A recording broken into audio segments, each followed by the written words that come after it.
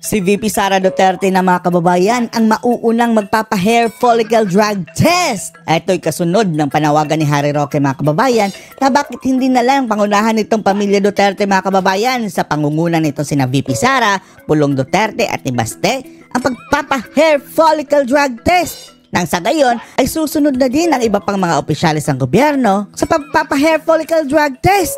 At sana ha, matablan itong ating presidente mga kababayan dito sa challenge na pagpapadrug test. Kaya sa hakbang ni VP Inday Sara na ito ay inaasahan natin nakakasa na rin ang ating Pangulo. Pwera na lang mga kababayan kung mayroong tinatago. Panoorin niyo po. Vice President Sara Duterte is willing to be the first public official to take a hair follicle drug test in response to some requests for such an action. Duterte's pronouncement stemmed from a challenge made by former presidential spokesperson Harry Roque.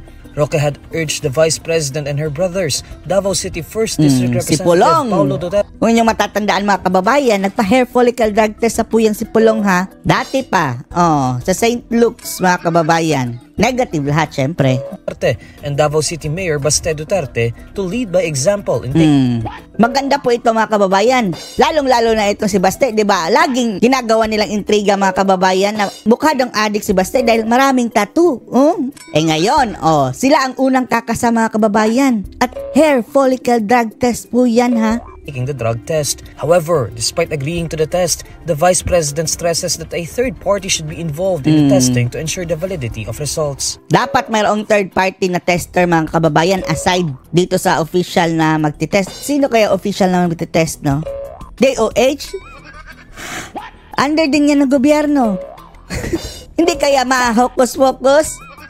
Kaya ang sabi ni Inday, dapat may third party puro mga kababayan. Independent na laboratory para hindi talaga matamper ang result. Nababasa ko na yung panawagan ng mga tao at ayusin na lang natin kung kailan yun kasi give me the date.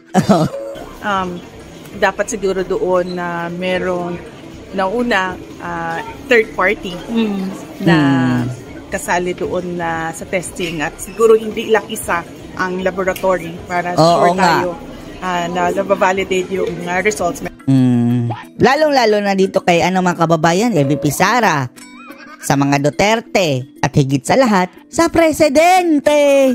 In the same interview, Duterte expresses support for a bill filed by Davao Representative Paulo Duterte which seeks to require drug tests for all government officials. Bakit sila nasasaktan, no? Na dapat naman talaga ipa-drug test itong mga opisyalis ng gobyerno mga kababayan dahil sila ang humahawak sa ating bansa Sila ang nagde-desisyon para sa atin. Every 6 months. Of course, oo. Unang-una dapat talaga mapanigurado natin lahat, no? Na nasa tamang pag-iisip. Nasa tamang pag-iisip.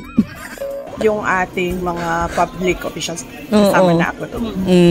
The hair follicle drug test is the exact same method. Nasa tamang pag-iisip pa nga ba mga kababayan?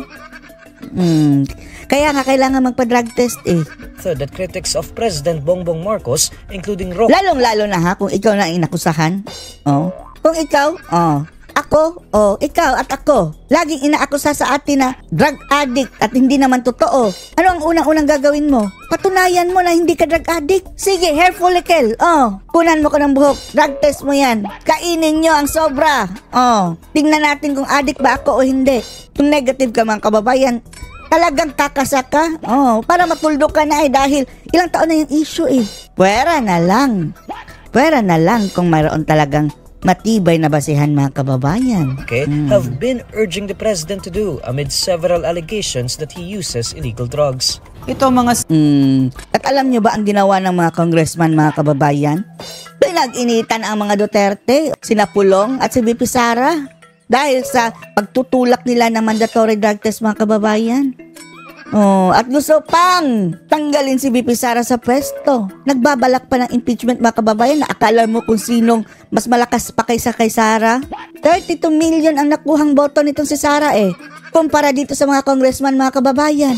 Hindi nga umabot ng 200,000 ang nakuha nilang boto kumpara sa 32 million, di ba? At kung inyo talagang titingnan ha, hindi na tayo lalayo. Ikumpara natin ang boto ni Sara at boto ni Tamba. Doon pa mismo mga kababayan sa lugar ni Tambaluslos sa Tacloban. Baluarte niya ha. Tingnan natin ang nakuhang boto. Boom! Oh. Ito po ang sa lugar sa Tacloban mga kababayan, ang hometown ni Tamba. At to think mga kababayan ha, wala pang kalaban si Tambaluslos mga kababayan. Ang nakuhang boto lang ni Tambaluslos mga kababayan. Wala siyang kalaban na automatic panalo. 83,601 lamang sa Tacloban. Lugar niya sa Tacloban. Walang kalaban. Samantalang sa Tacloban, ang nakuhang boto ni Sara is 92,587. Labang pa ng 9,000 plus si VP Sara mga kababayan na to think. Ang dami pang tumakbong ibang vice presidente ha. Ibig sabihin mga kababayan, napakarami pong hindi bumoto kay Tamba kahit wala siyang kalaban. Oh, dahil kay Sara 92,000 mga kababayan, lamang na ng siyam. Tapos mayroon pang boto si Soto na 12,000, Pangilinan 8,000, Willie Ong 2,000 at marami pang iba. Siguro kung may kalaban itong si Tamba, mukhang matatalo pa ito Tapos ngayon, akala mo kung sino mga kababayan na impeach na itong si Sara. Akala mo kung sinong may mandato na sa kanyang sariling lugar, marami pang hindi bumoto. Sa mga congressman na ito, no? Kasi if you multiply, no, there are around 300 congressmen. 320. 300. Yeah, let's just say that each of them got 150,000 votes, and you multiply it by, let's say, 300, that's 45 million votes. And the vice president, so put together 45 million lahat yan, no? Let's say something like that, no? Because I want to make a point. And here's one person got 32 million votes plus. So I find it particularly 32 million votes mga kababayan kumpara kay Tamba.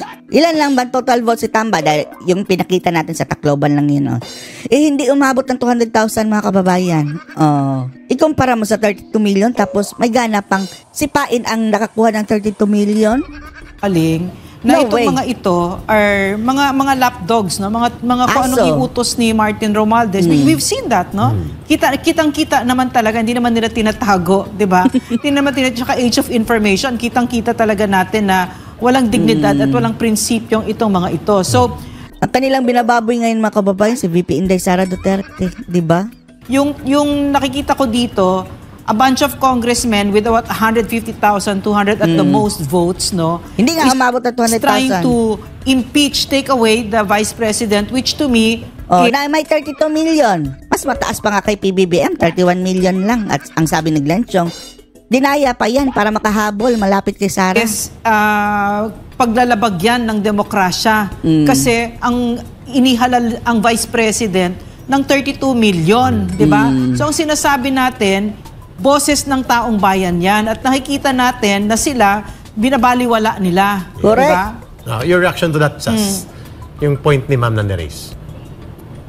Well, ano mang gustong gawin nila kay Vice President Inday Sara, magpasailalim siya kay Pangulong Marcos. Kung hindi ito naaalala ng mga kongresistang sumusubaybay kay bumabatikos ngayon kay Madam Vice President Inday Sara, pero alam na alam namin itong mga Duterte supporters, ang bentahe noong 2022 elections ay this is a joint government of BBM. Tama, unit team Diba? Marami sa atin mga kababayan hindi naman maka-Marcos, di ba dati pa? Nainganyo lang tayo dahil nandyan si VP Sara joint government kahit papano, hand in hand. Sama-sama silang, hindi babangag, sama-sama silang mamuno sa gobyerno para sa ikabubuti ng bayan. Iba pala ang gusto ng mga sama-sama tayong babangag muli, kaya umalis na si Sara. And Sara Duterte. Yan ang nakakalimutan mga kababayan ng mga congressman na hindi mananalo yung principal nyo na si BBM kung hindi dahil kay Sara. Dahil kung malamang hindi tumakbo yan si Sara ang bise, presidente ang tanakbuhan niya. Duterte.